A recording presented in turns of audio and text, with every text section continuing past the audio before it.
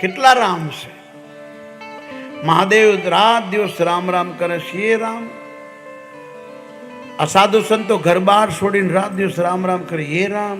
આ છે કોણ? અને માં પાર્વતી પણ પૂછે છે કે આ છે કોણ? હું આપને પૂછું છું, ગુરુ સમજીને મારા પ્રશ્નનો જવાબ આપજો. એક રામને હું જાણું છું, એક રામ અવધેશ કુમારા તિન્હ કર ચરિત વિદિત સંસારા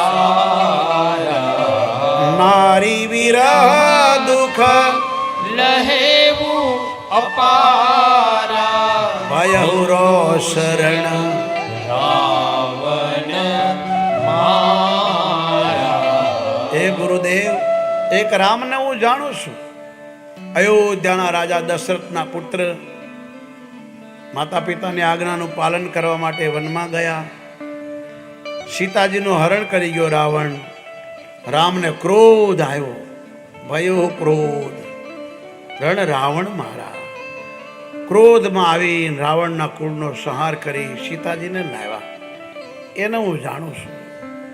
હવે તમે મને બતાવો, એ રામ છે કે આ શંકર ભગવાન જપે એ રામ હાચા? આ રામ એક છે કે બે છે? યાજ્ઞવલ્લી બહુ હસ્યા. ધન્ય હો ઋષિ, જગતના કલ્યાણ કરવા માટે મને પુરુષો છે. આટલા વર્ષોથી ગંગા યમુના સરસ્વતીના કિનારે રહ્યો છો. મારી કરતા મોટા મોટા સંતો તમારી પાસે આવે. તમારો જન્મ સતયુગમાં થયો. 21 લાખ વર્ષથી તમે પ્રયાગરાજમાં રહ્યો છો.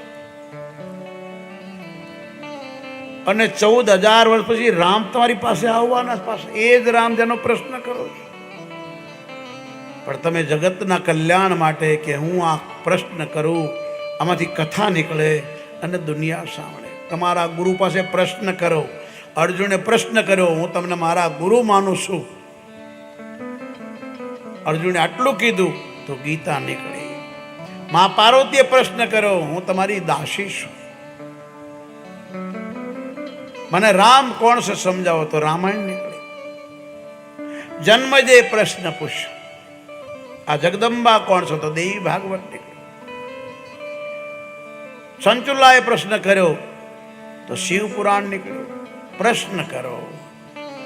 અને આ યાજ્ઞવલ્ક કહે છે, તમે જે પ્રશ્ન કરો એ જ પ્રશ્ન એકવાર માં ભગવતીએ કર્યો તો મહાદેવને.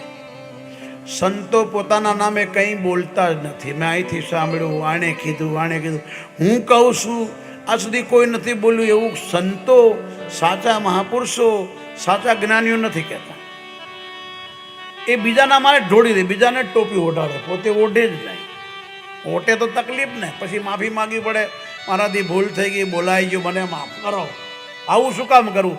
એકને આગલો સીધું, એક બાર તે તાજુદ માહી, એક બાર તે તાજુદ માહી, શંભુ ગઈ કુંભજરી સિપાહી, શંભુ ગઈ કુંભજરી સિપાહી. ઓ સંગ સતી જગ જનની ભવાની, સંગ સતી જગ જનની ભવાની, પૂજે ઋષિ અખિલેશ્વર જાની, પૂજે ઋષિ અખિલેશ્વર જાની.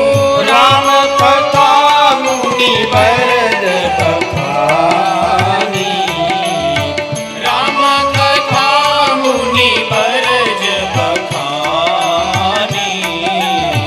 સોને મહેશ પરમ સુખ માની, સુની મહેશ પરમ સુખ માની. ઓ કચુક દિવસ તાહા રહે ગિરિનાથા, કશુક દિવસ રહે ગિરિનાથા. કહત સુનત રઘુપતિ ગુણ ગાથા, કહત સુનત રઘુપતિ ગુણ ગાથા. મુનિ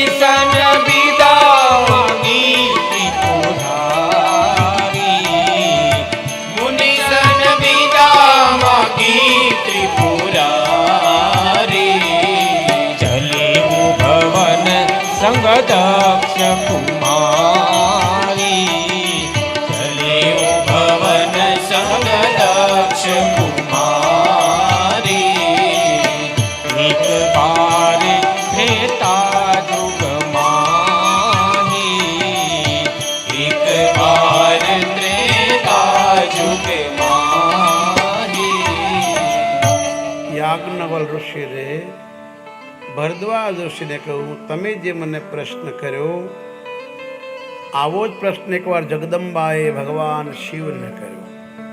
આ જગતમાં પહેલું વહેલું લગ્ન થયું તો મહાદેવનું, નારાયણનું બી નહીં, બ્રહ્માનું નહીં, કોઈ દેવી દેવતાનું નહીં, કોઈ ઋષિ મુનિનું પહેલું લગ્ન મહાદેવનું.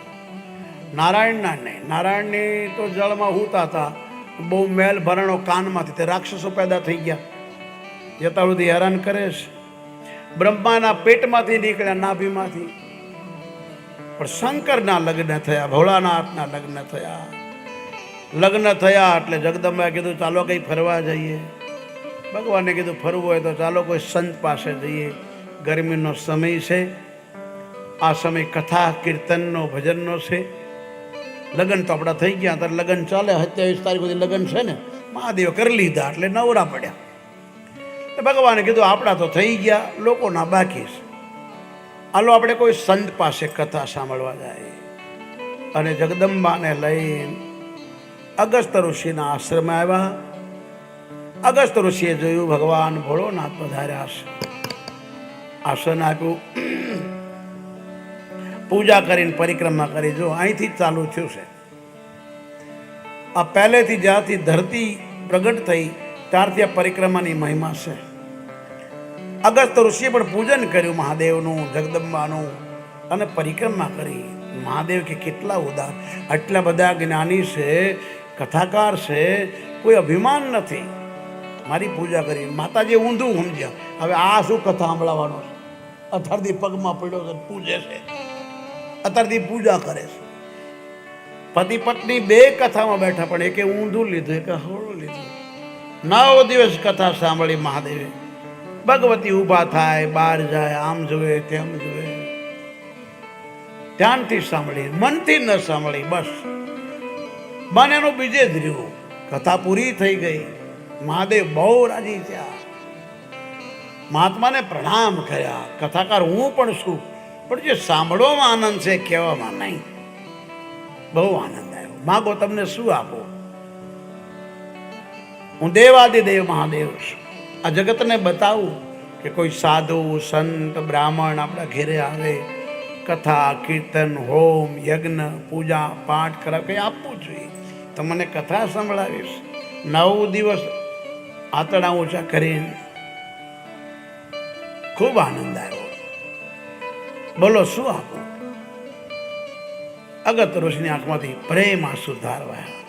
કથાઓ તો બહુ કરી, પણ કોઈ આવું નથી કીધું બહુ આનંદ આવ્યો, મજા આવી. એમ કે બહુ મજા આવી. મજા અલગ છે ને આનંદ અલગ છે. આનંદ કાયમ રહેશે ને મજા પાછી ભૂલાઈ જાય. હમણાં પંખા લાઈટ જતી, તમે મજા ના હોય, બહાર નીકળી જાઓ. મજામાં એવું છે, પણ આનંદ હશે એ સાંભળે. માને આનંદ ના આવ્યો, એ મજા લેવા આવ્યા હતા, ફરવું, યાત્રા કરો. લોકો યાત્રામાં જાય ને ઘણા નાઈને ફરવા જાય. અહીં બિચારા કથામાં બધા લઈ જાય, બધાને ખર્ચા કરી. પહેલાં મારા વાલીડા ફરવા નીકળી જાય, હાડીઓ લેવાનું, ધૂસા લેવાનું, બંગડીઓ લેવાનું. આ ગામમાં નથી મળતું, ત્યાં મોંઘું મળે તો પોટલા બંધાવે. હું પહેલાં લઈને જતો યાત્રા, મારા વાલીડા મને કે બાપુ એક પોટલું ઉઠાવજો. અરે તારું ભલું થાય, આપણે આવી યાદ નથી કર્યું, બંધ કર્યું મેં. પેલા 200 લઈને જતો, ત્યાં આપણા આશ્રમ. પછી પોટલા ઉઠાવતી પણ કે બાપુ પૈસા ઘટી ગયા, થોડા લાવજો. મારા ખીચા ખાલી કરી દે, એટલે મારે ગંગાજળ લેવાના ના હોય. પછી બધું બંધ કર્યું. હવે કથા કરવાની, લઈ જવાનું નામ ખોટું. કહેવાનો ભાવ મનથી સાંભળી. મહાદેવે કીધું શું આપો? અગસ્ત્ય ઋષિ કે તમે રાજી થયા? બોલે હા. તો બસ દયા કરો. મેં સાંભળ્યું છે વારે વારે માનવનો જન્મ નથી મળતો,